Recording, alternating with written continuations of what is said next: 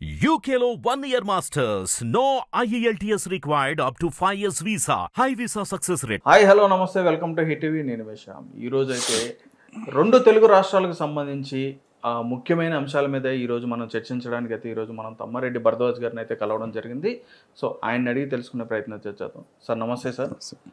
Sir ఎలా ఉన్నారు sir? బాగున్నామా sir, ఇప్పుడు రెండు తెలుగు రాష్ట్రాల్లో కూడా ఈ ఫ్లడ్స్ అనేవి కూడా చాలా విపరీతమైన స్థాయిలో రావడం అయితే జరుగుతుంది సార్.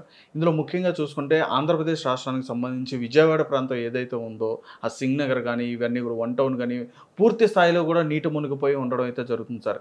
దీనిపైన ప్రభుత్వం సరిగ్గా స్పందించట్లేదని చెప్పని ఇప్పుడు ఏదైతే ప్రతిపక్షానికి సంబంధించి వైఎస్ఆర్సీపీ పార్టీకి సంబంధించిన నాయకులే కానీ వీరందరూ కూడా విమర్శలు అనేది చేయడం జరుగుతుంది.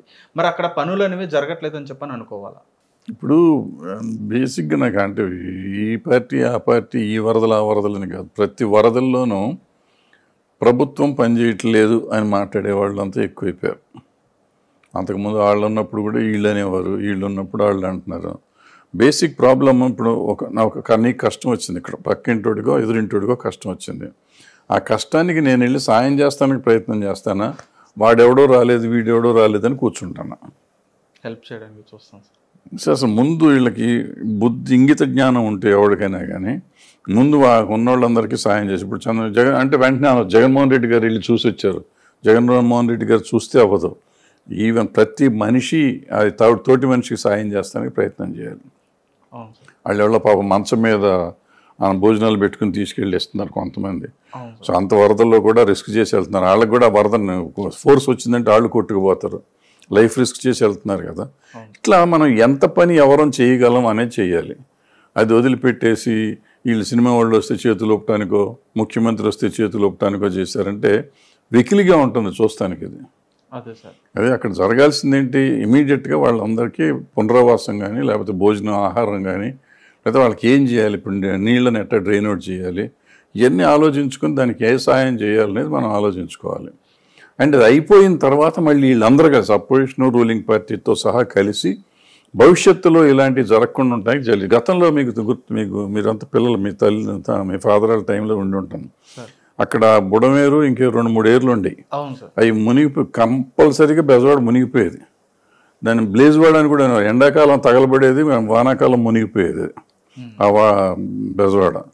అటువంటిది ఇప్పుడు అన్నీ ఆగిపోయినాయి, తగలబడతాం ఆగిపోయింది. కృష్ణలంకలో ఎప్పుడు తగలబడిపోయాయి గుడిసెలన్నీ.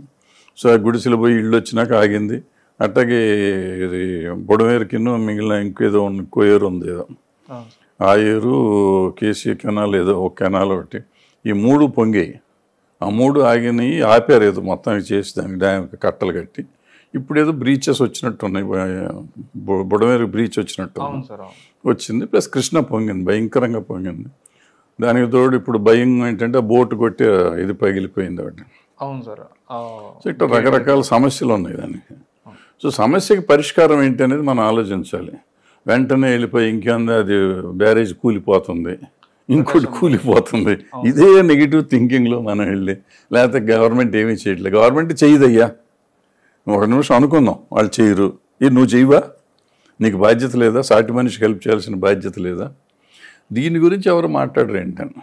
ఇక్కడ ఇంకొకటి ప్రత్యేకంగా ఇప్పుడు ఎంతవరకు ఏ తీవ్ర స్థాయిలో అయితే విజయవాడ ఇప్పుడు ఉండడం జరుగుతుందో అదేవిధంగా మళ్ళీ ఇంకొక ఫ్లడ్ వచ్చే అవకాశం ఉంది, ఇంకా వాతావరణంలో ఇంకా అనుకూలత రాలేదని చెప్పని కూడా మరి చెప్పడం జరుగుతుంది.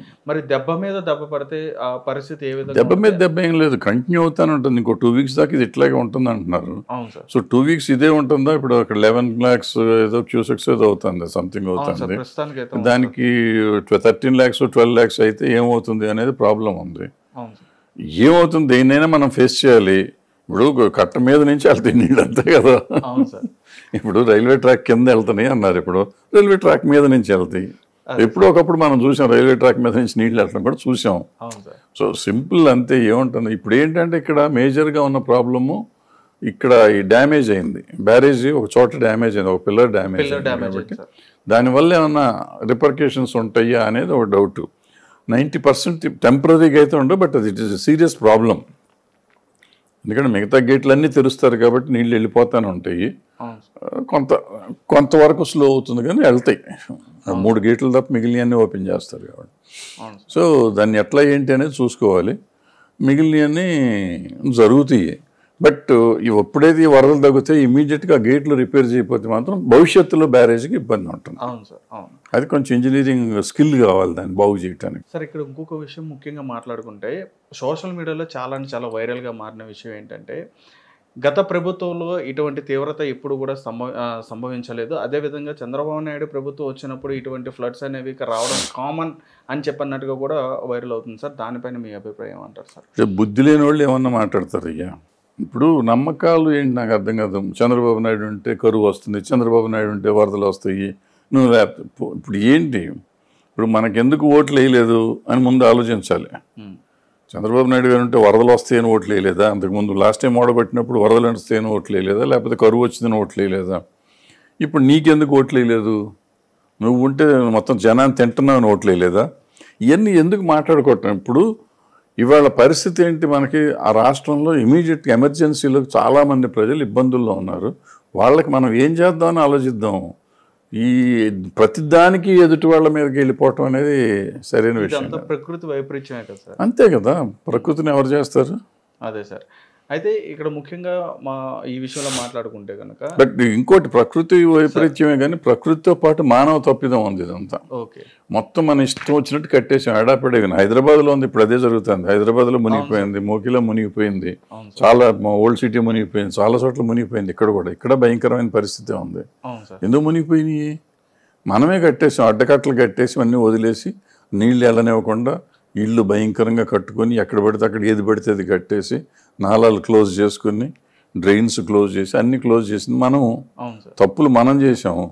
తప్పులు మనం చేసి అపోజిషన్ పార్టీనో రూలింగ్ పార్టీనో లేదా ఒక నాయకుడినో వీళ్ళు తిట్టేస్తే ఏమవుతుంది? ఇక్కడ హైదరాబాద్లో వచ్చేటప్పటికి రేవంత్ రెడ్డి గారు సీఎం గారు ఏమంటున్నారంటే ఇటువంటి పరిస్థితులు ఉన్నప్పుడు ఏదైతే ప్రాంతాలు ఇలాగా ఇబ్బంది పడుతున్న సమయంలో ఏంటంటే మీరు విమర్శలు చేయొద్దు, మీరు కూడా మాతో పాటు రండి, మీరు కూడా మాకు సమాధానం చెప్పండి, మీరు కూడా మమ్మల్ని ప్రశ్నించండి, మాకు తెలియని విషయాలు ఏమైనా ఉంటో కూడా మీరు కూడా మీ సలహాదారులతో మీరు కూడా మాకు చెప్పొచ్చు, దాన్ని బట్టి మేము ప్రభుత్వంలో ఉన్నాం కాబట్టి మేము కూడా మీకు సహాయపడతాం అనే విధంగా ఆయన పిలుపునివ్వడం కూడా జరిగింది సార్. దానిపైన మీ అభిప్రాయం?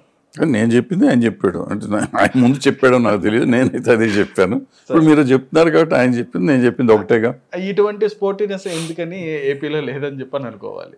లేదంటే ఏ పొలిటికల్ పార్టీకి సహనం లేదు. ముందు ఎంతసేపు ఇమీడియట్గా ఎలా మనం దాన్ని పార్టీగా క్యాష్ చేసుకోవాలి. ఒక సమస్య వస్తే సమస్యని మనం పరిష్కరిస్తే మనం గొప్పవాళ్ళం అవుతాం, దాన్ని పెంచితే దుర్మార్గులం అవుతాం.